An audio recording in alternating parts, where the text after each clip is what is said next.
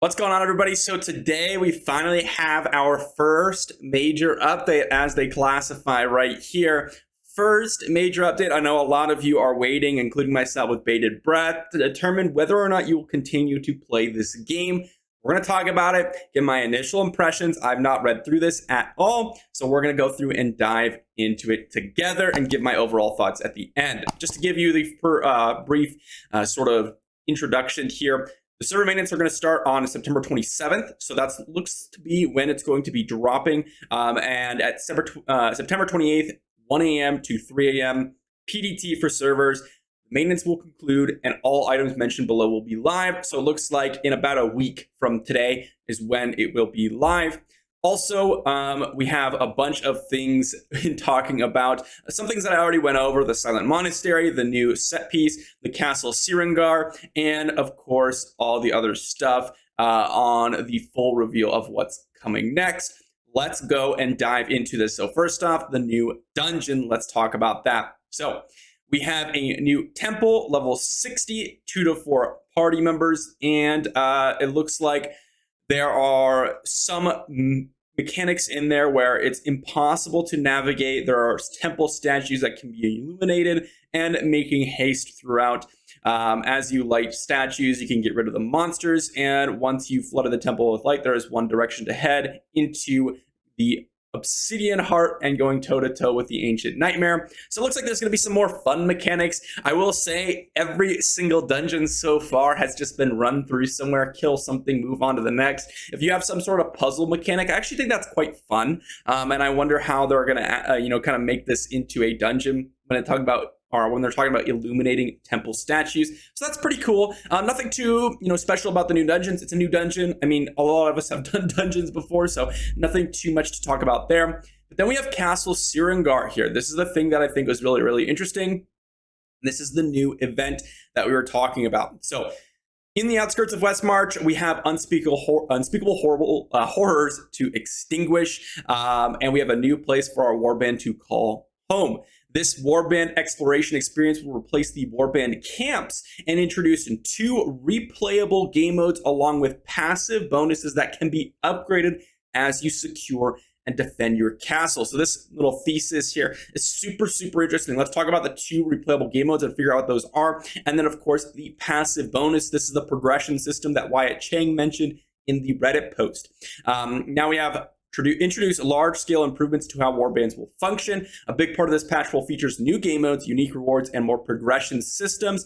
We also remove the major pain points that we expressed. So here we go. The requirement to slay monsters with your warband to establish the camp has been removed.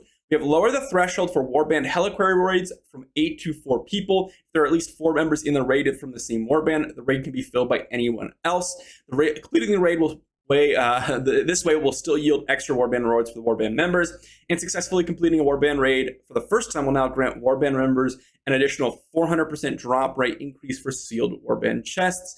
Interesting. I don't know how important warband chests will be now, so this could be a really, really important thing to note. To begin the quest to bring Castle Cyrangar under your warband's banner here, you must be at least level 20, be a part of warband, and speak to someone. Valstus in Westmart's Rakis Plaza. Okay, so interesting. And then we have 3 main areas of emphasis for the players to engage with: Purging the Depths, Warband Rooms, and the defense of Cyrangar.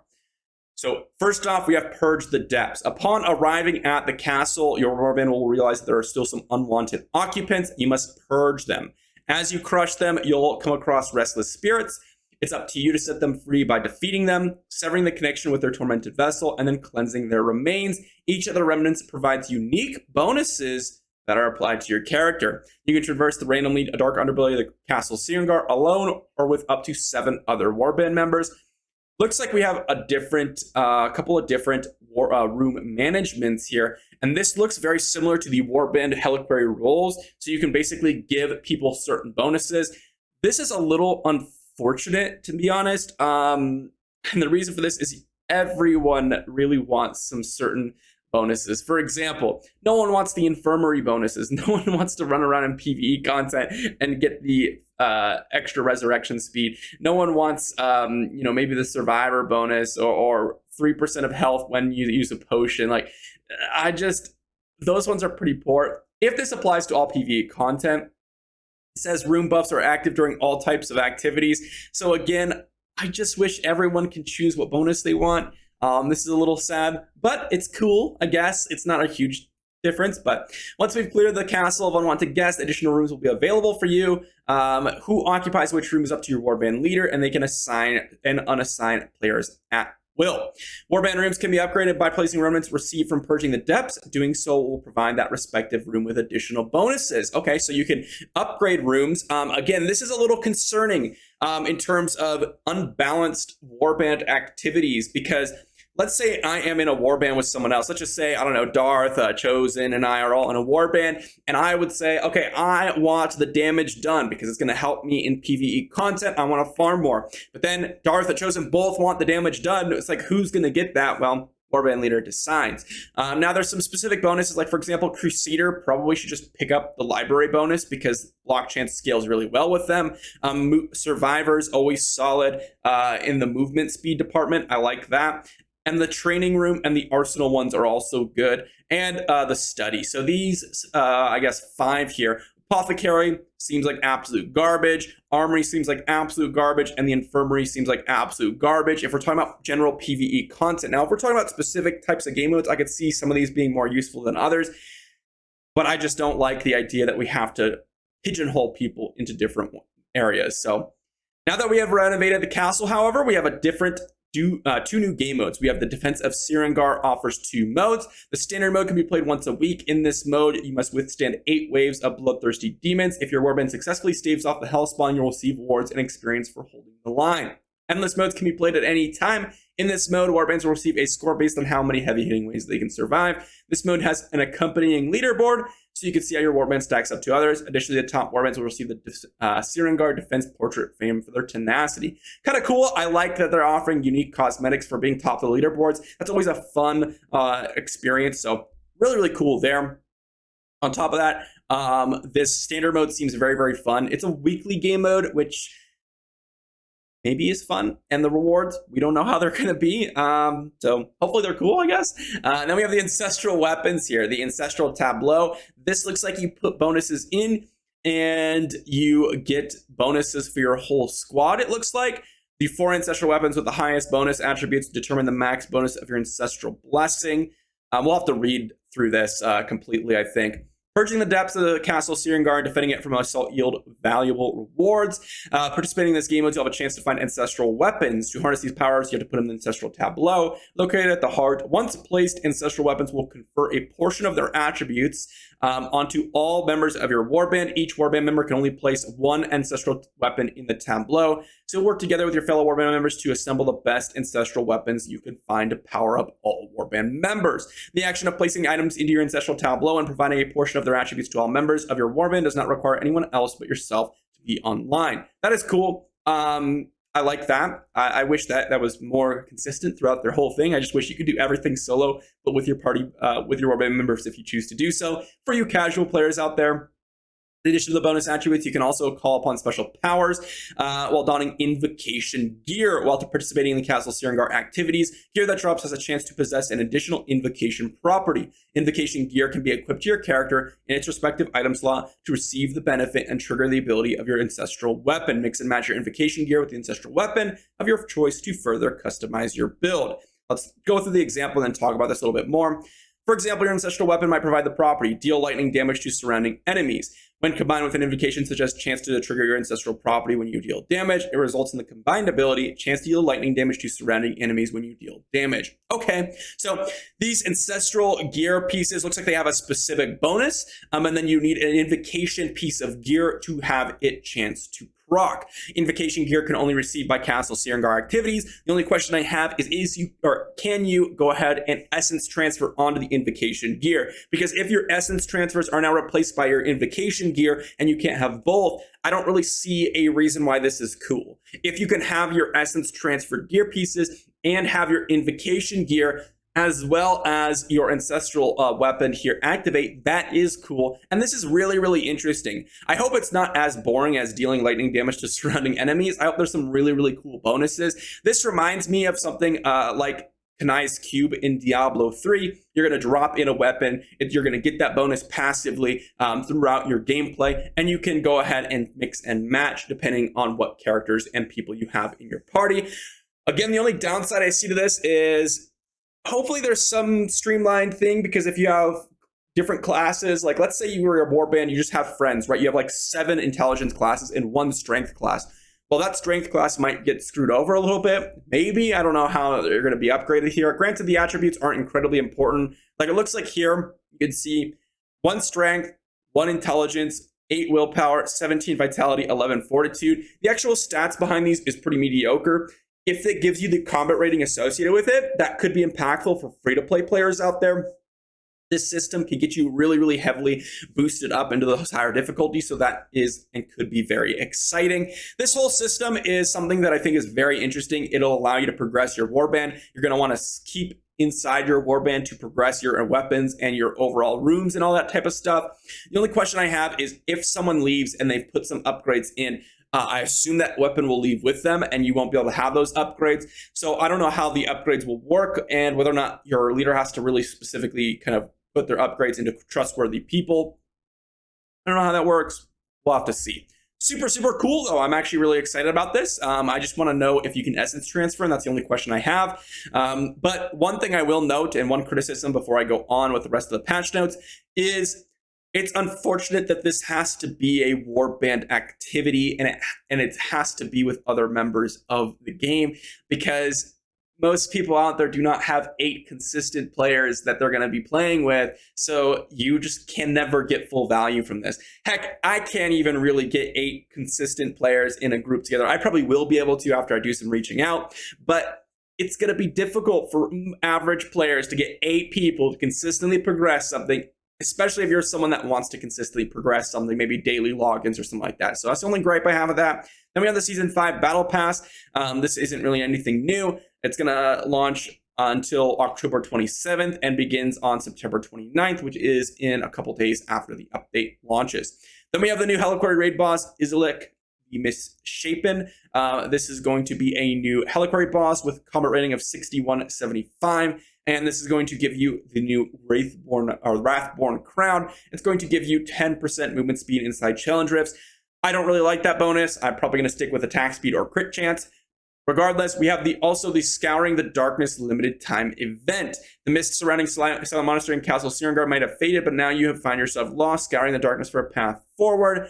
Who knows if insanity or glorying is waiting to greet you at the end. Band together with your warband to slay to safety alone as you can complete tasks and earn a variety of rewards, including the congratulation emo for your quick-witted bravery.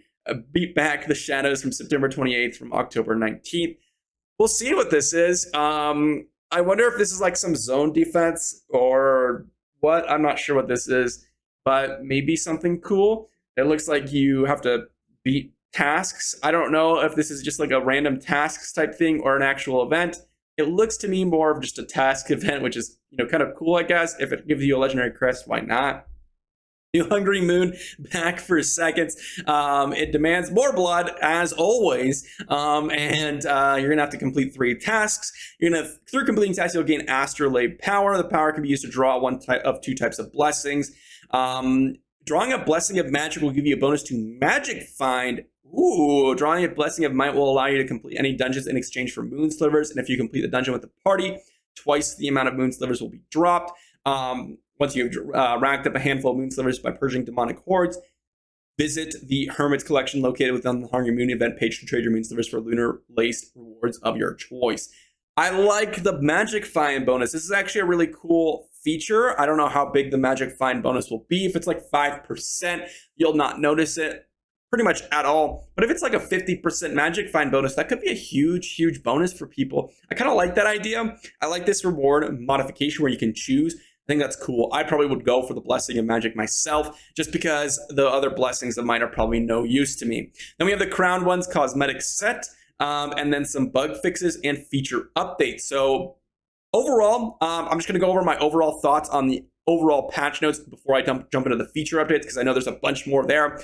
But I really, really like this update. It's cool. It's interesting. It's new game modes. It's new progression system, which is basically what we wanted.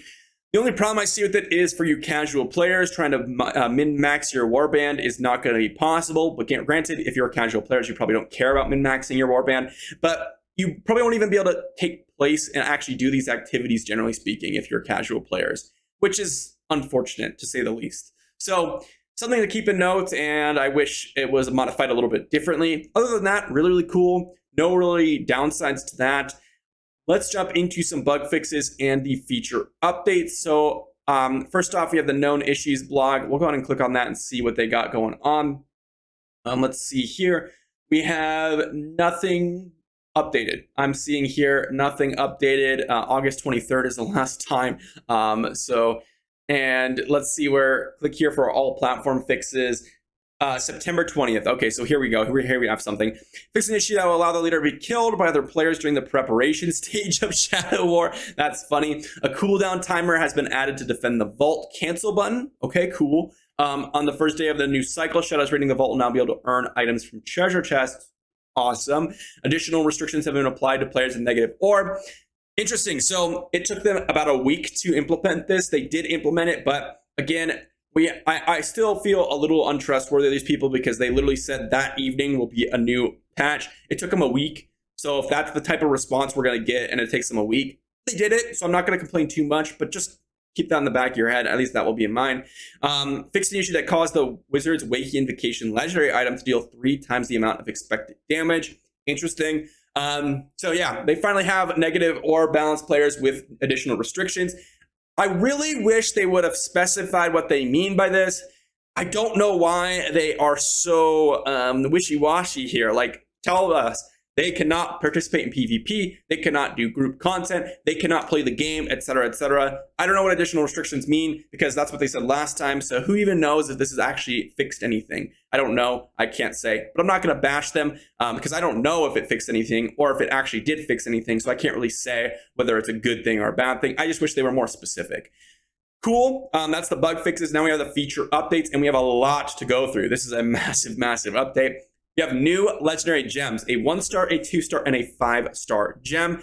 If you go ahead and have a 5-star gem drops, it's going to have a 50% chance to be the new Frozen Heart gem for 3 weeks, and they will have the option to enable it. I love that. I love the option. I love this banner.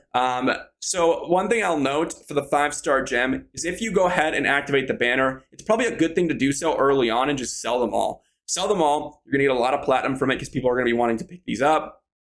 Let's talk about the gems though.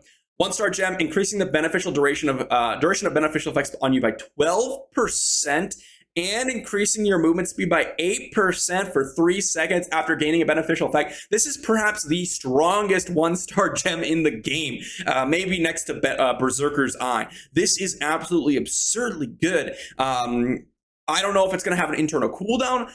It says on the 5-star gem that this has an internal cooldown. So this looks like it does not have it. So any class out there that might be using Vithu's Urges, I don't know if this will extend Vithu's Urges set, but any class that is using Vithu's Urges has a beneficial effect, and you're going to want to run Blessed Pebble here. For example, I'm playing the Barb right now. I absolutely love this gem. I probably won't run it because I have so much resonance, but this gem specifically is going to extend my Undying Rage, my Wrath of Berserker, my Sprint, all that type of stuff, and give me movement speed. So good. I absolutely love this 1-star gem, and it's huge, huge, huge. This is probably a new S+ tier on so many classes. Love it. Next 2-star gem, we have our attacks have a 15% chance to curse enemies, reducing their attack and movement speed by 35%.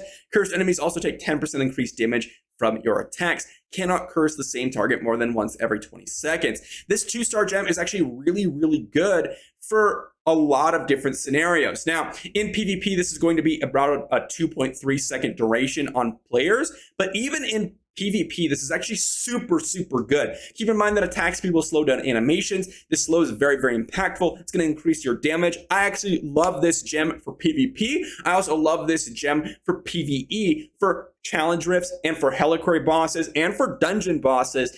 All of that situations could potentially be really nice. For dungeon bosses, this might not give you enough value in order for you to get a lot of duration from it, that increased damage.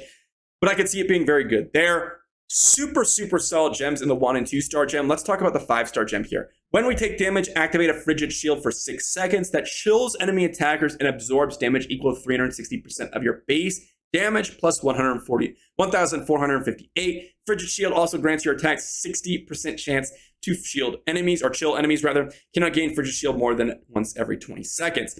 So 360% of your base damage. Let's just check out here. I have Diablo Immortal open. If I check this damage here, 360%, let's just assume these are, I'm going to assume here that these are max level, rank 10 gems. So this is probably not going to be this high if you are rank 5. Let's just assume maybe like 200%. So 200% of our base damage here would end up being, well, I don't even know if this is considered base damage because these are base damage, but let's just assume this is base damage. 18,000 HP shield. That's low. That's really low. And on top of that, this is going to be reduced by 66%. So this shield, even at max rank, is going to be 120% of our base damage. Really low. The chill effect is okay. I don't see this being good at all. I think the Frozen Heart is pretty mediocre, to be honest. It could be potentially okay. But again, if this is max rank, I don't know if this is rank 10, but I'm going to assume it is because 12% beneficial effect duration at rank 1 is absolutely absurd if that's a 1-star gem. So I'm going to assume this is also rank 10 as well as that rank 1 gem. I think this is a trash gem. You know, I'm open to being wrong. Let me know if you disagree in the comment section down below. But again, in PvE content, you don't care about your shield. You don't care about chilling enemies. And if you're a free-to-play player, it's a 5-star gem anyways. So you're not going to be able to upgrade it. So for those people who are going to say, oh, well, the shield's nice on free-to-play, I don't see this being good on free-to-play because it's not free-to-play friendly.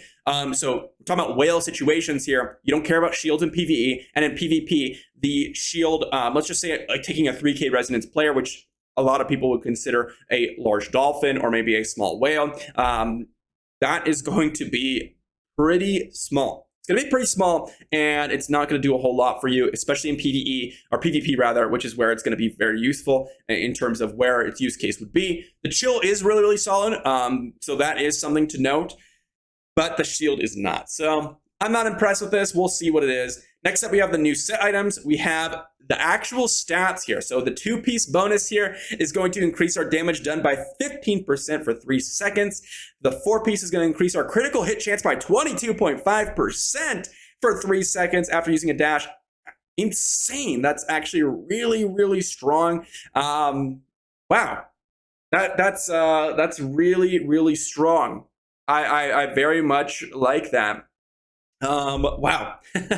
I think this is just better in some circumstances for some classes than some other set pieces. We'll see. Again, I don't know if it'll compete with Vithus plus Shawl Boss for Demon Hunter, but then again, I think this could potentially be way better in burst scenarios. You use a dash skill, you drop your huge payload, and you get a bunch of crit, bunch of damage. And then we have the 6-piece version, which I think is the strongest part about it. Unleashes a wave of terror when your dash skill ends, dealing X damage and causing nearby enemies to flee in fear for 3 seconds.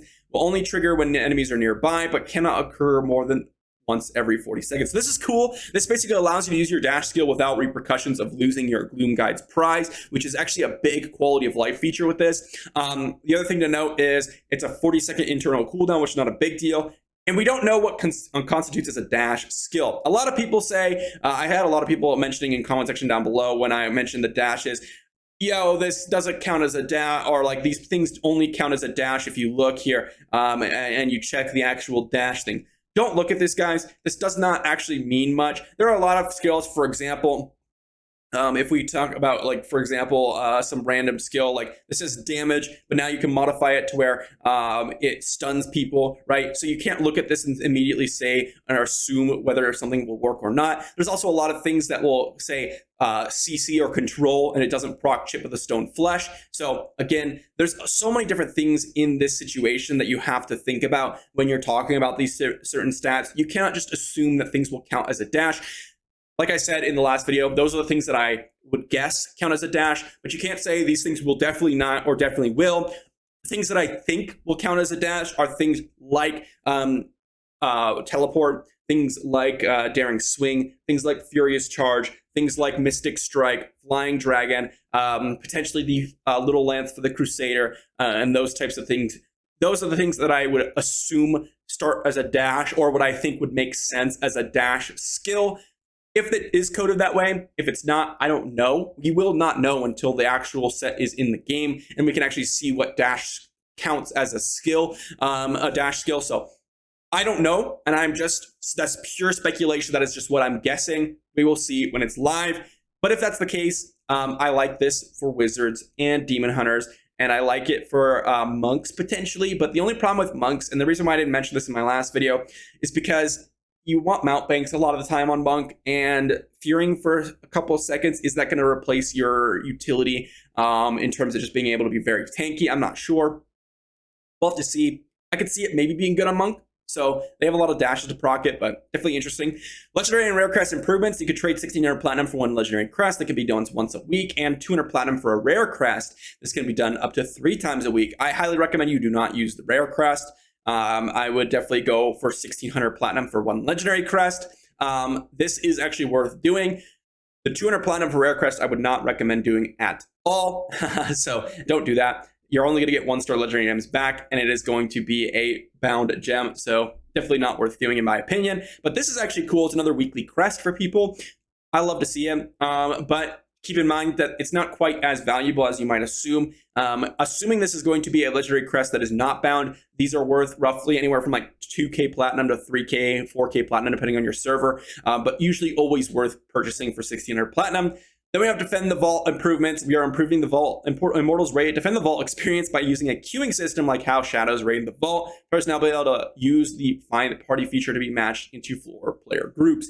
This is cool. I hope that this works well for the Immortals. I don't know how it'll work, and it might cause more drama because like, oh, you keep queuing up, like you got to stop queuing up. I'm not sure how to work, but this is really, really cool if you can go do open world stuff and queue at the same time. I love that. Corvus Expedition Immortal activities are gaining variants that can potentially activate during a run.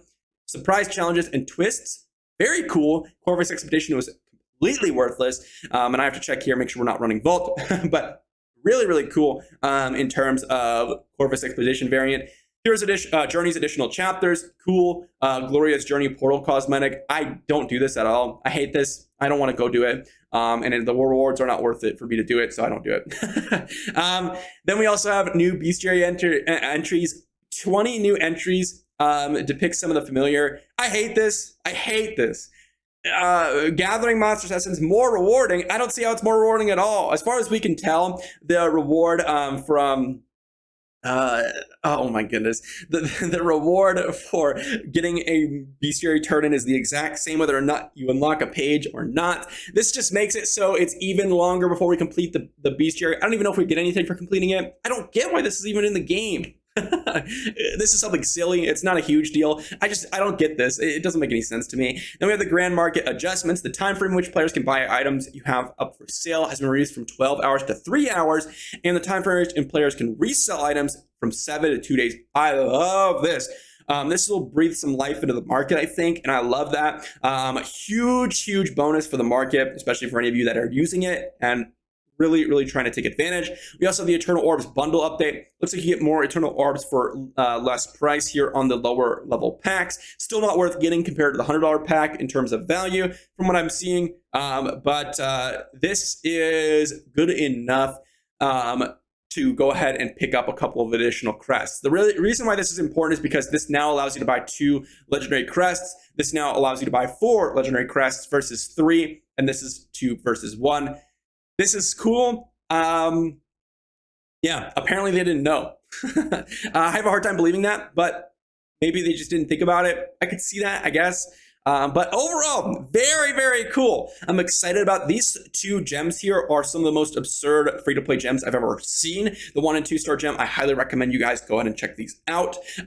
Also, the set could be very interesting. The improvements that they're making are very cool, and the new progression system is very cool. So overall, I already went my overall thoughts on the initial part of this update. The feature updates are very cool as well. This is a 30-minute video, but I decided to go ahead and read through most of it and give you my basically comprehensive thoughts on this. Super excited. This is the most exciting update yet. There's a lot of things in here. The only problem I see is just like the other major class change update, I could see this being a problem for some players because they may not be able to go ahead and take advantage of the system as much as they'd like. Therefore, we'll have to see. Let me know what you think in the comment section down below. I'm going to keep on grinding. I'm going to clean my battle pass and pop up to 240 in the next couple days. We'll see then, and I'll go ahead and keep playing the game. Let me know what you think in the comment section down below, and I'll see you for the next video.